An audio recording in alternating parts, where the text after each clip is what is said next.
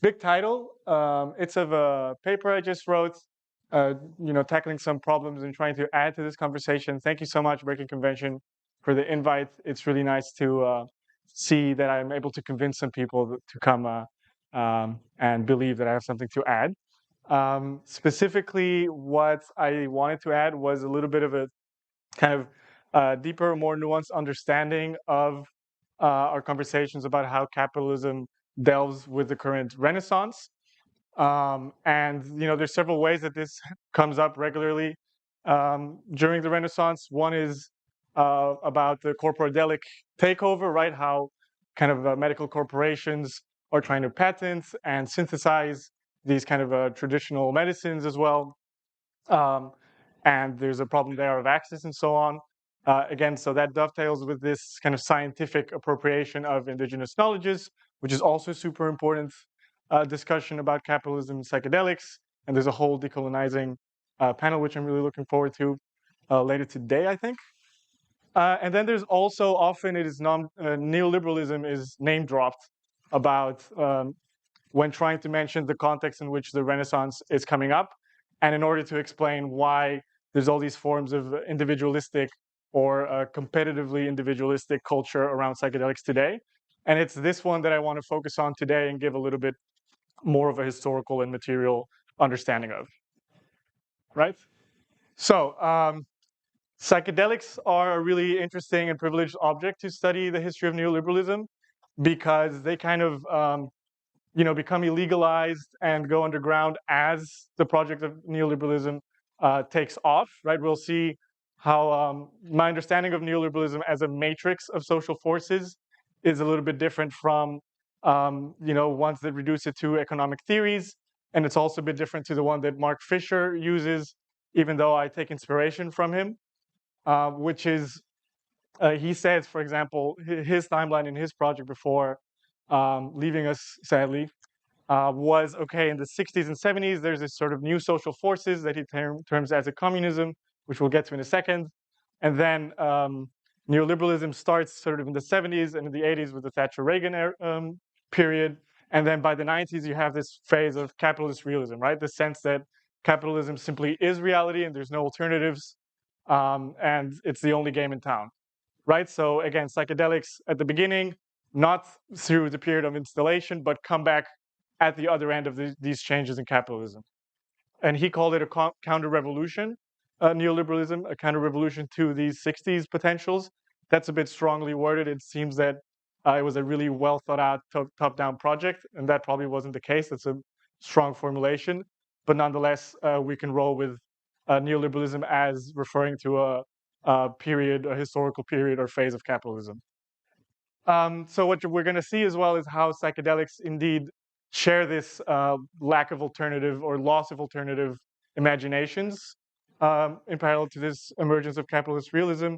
Right, it goes from counterculture, from this sense of opposition and alternative, to now the preoccupation is to make them, to integrate them into the mainstream. Right, seamless integration, lack of alternatives.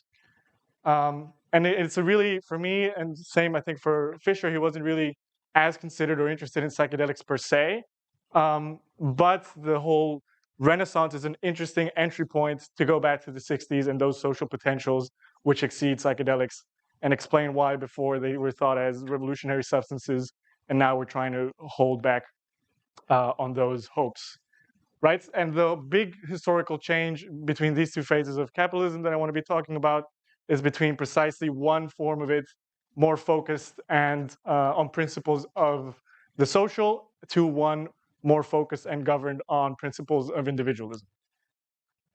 Right, so really quickly to cover the first one, you have here again, I mentioned the New Deal because for now my research, which is only beginning, is based on the US.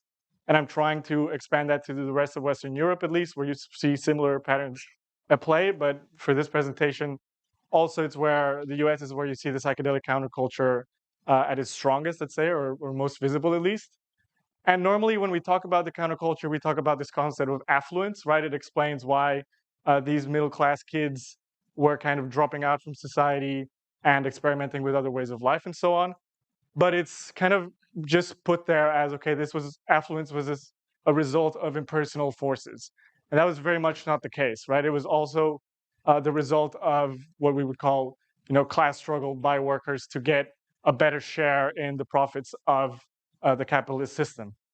So it was really hard writing even this part because the words we usually use to describe this economic system, Fordism and Keynesianism, come from sort of this idea of leaders putting in place this genius system to manage society, industrial society, one with the 9 to 5, the assembly line, and that sort of organization of work, and the other with like public investment, um, in order to save the economy from its kind of the ravages of capitalism, but actually was a result also of workers' struggle, fighting for collective bargaining rights, and also abroad, for example, even though whatever you think of the Soviet Union, it was definitely a factor in forcing Western capitalist countries to concede more gains to these workers' movements in their own countries. Right? So in this moment, because of this struggle and this particular situation, you see this compression of inequality, which I'm really interested in from the point of view of how neoliberalism kind of explodes that inequality, which is the situation we find ourselves in now. And yeah, it's also a situation of growth, again, affluence, kind of this sense of materialist prosperity. But of course, the social, as it was defined then, also was pretty exclusionary. Normally, this is explained as how it was focused on the norm of the white male worker, right? That had to get a wage also to cover for a family. So the wife was expected to live at home and be covered for. So there was a rigid gender division there. And also, for example, in the US, also racially divided, you still had segregation. And for example, agricultural workers were left out of labor protections for particular political reasons. So it didn't kind of extend to everybody in that social world. And those rigid divisions are kind of what the counterculture is going to rebel against. Also, this sense of, okay, we have material prosperity, abundance, access, but at the same time, instead of spending it in being free and liberated and doing things we want, we're spending it in the military, right, in the context of the Cold War. We're spending it in repressing ourselves sexually, also, racial repression, segregation, and so on, and in just mindless consumerism, right? So these paradoxes, these contradictions, this rigidity is the one in which the psychedelic boundary blurring potential really comes out and will have a sort of quasi-revolutionary input or force. Right, so what is the place of the psychedelic counterculture within this system? We can take kind of Theodore Roszak's view of them criticizing technocratic society as, okay, this idea of society as managed by experts and kind of, okay, whatever problem arises has only to be fixed through professional work and through, again, expertise, techniques. It's all a technical problem that you just need to solve. So there's a sense of authorities there that are in charge of deciding how society develops.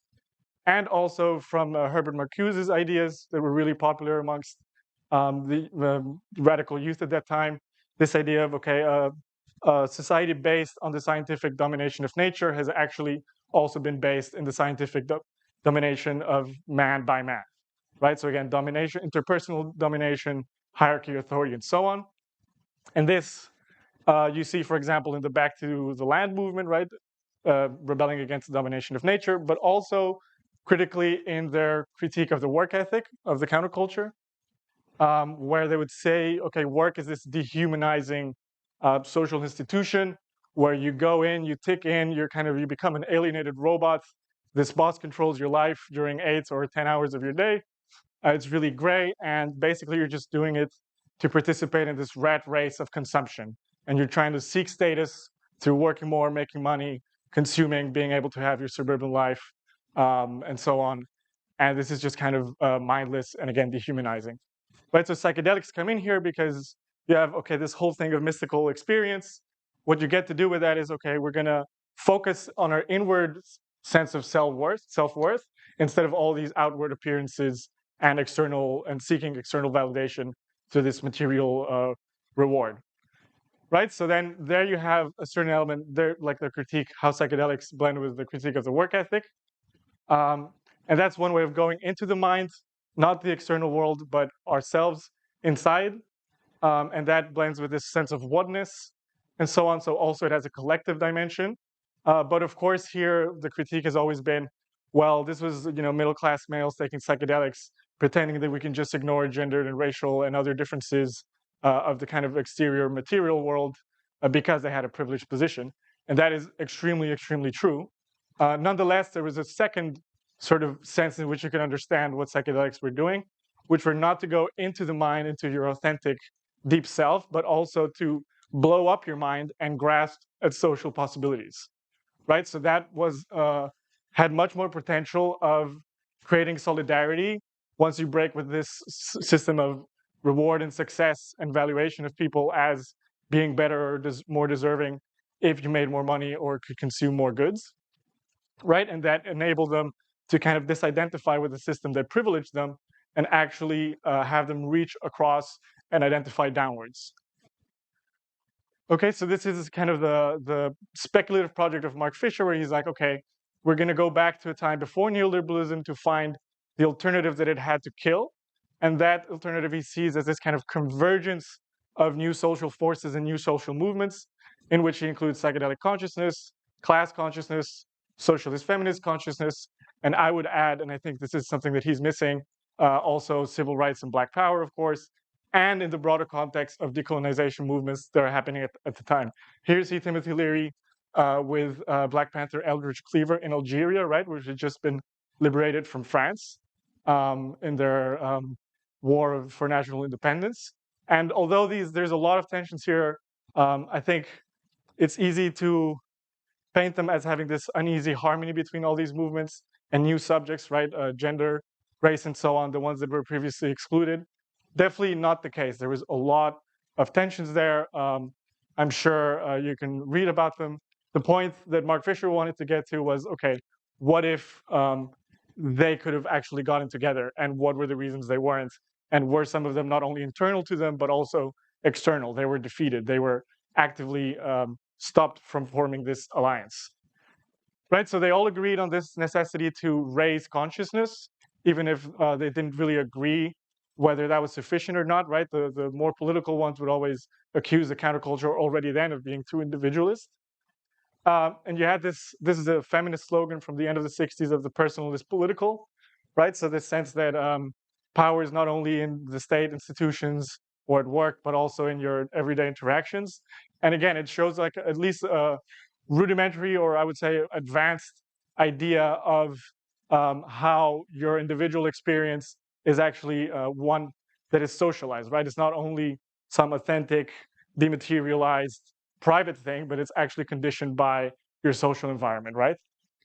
And what these movements do is that they kind of push social democracy, right? They push this this form of capitalism based on the social, in the sense of, okay, we want to push its egalitarian gains. We want to extend them to everybody who has been previously excluded. We want to make them also more participatory, instead of like so technically managed by government experts and so on. There is also an element of individualism there. And this is also why sometimes they're accused of also breaking apart the previous sort of a sense of the social that enabled the control of capitalism. And so they're blamed actually for breaking apart that consensus and through this critiques of government and through their more individualist strands, right? But in fact, they were trying to deepen the collective gains, I would say, and have a bigger sense of participatory democracy. How are we doing on time? Perfect. So we get to the key moment of the 60s, 70s transition. And here you have kind of the crackdown on these movements as well, emerging with Nixon, right? Our favorite villain for us interested in all this drug war history and so on. And his project at the time was to create this kind of silent majority that would come and fight against these vocal minorities that were causing all this trouble at the time, all these new social movements and new social actors, right? So what this project consisted of was of basically, let's say, stealing the white working class away from the Democrats because they had actually voted traditionally for Democrats in sort of working class politics. And he's going to steal them because he's going to say, okay, he's going to create a new alignment between, on the one hand, those who produce, saying like the capitalists and the workers, let's say white workers, and he's going to oppose that to sort of the lazy, and these are people who have earned their rewards through individual effort. And on the other side, you have sort of the lazy collectivists who, you have all the psychedelic people are like middle class sons of the elites of the nation. That's why they don't understand the meaning of effort and work. And also, they're kind of the class that's responsible for, they're being paid by these government agencies for all these social services, right? So there's, on the one hand, the hardworking producers, and on the other hand, the lazy kind of collectivist parasites who are not only taking our money to pay themselves through our taxes, but also through those taxes, also giving money to people who are not working. Okay? So in this context, the psychedelics, when he's attacking psychedelics and the hippies and so on, it's not that he necessarily believed or that the goal was to destroy the hippies because they were had revolutionary potential, but to do kind of attack this and produce this sense of culture of workers versus parasites or non-workers, and to kind of win the working class over. Okay, so he was actually targeting the New Deal coalitions that kept together the sense of social control of the destructive effects of capitalism, right? And once this backlash comes in, you have like this violence in the Democratic Convention in Chicago in '68. You have some students killed, I think, at a Vietnam protest, like in 1970. And this also explains, in the context of the '70s, like the retreat of so much more of the counterculture to more personal and non-political and non-solidary sort of approaches to social change, right? They were there before, but this intensifies them. Yeah, and the '70s is also important because as all these new movements were asking for a bigger share of the economic pie, there was also a huge economic crisis through, the petroleum crisis, changes in the kind of international economic system, growth of international competition. So there was a demand for more participation while the economic pie was diminishing, and that allowed for these new realignments and coalitions to build. Right? So this is where neoliberalism comes in. You have a purposeful sort of creation of a competitive environment, right? So the idea is not so much, okay, we're going to come and control you and how you think and discipline your behavior according to certain norms. We're just going to privatize, deregulate, and have cutbacks to social services such that you are forced actually to procure individually what was before provisioned in common, to destroy the sense of security that allowed some to also develop a certain sense of solidarity, right? Because they felt so safe that they actually didn't need to participate in this rat race.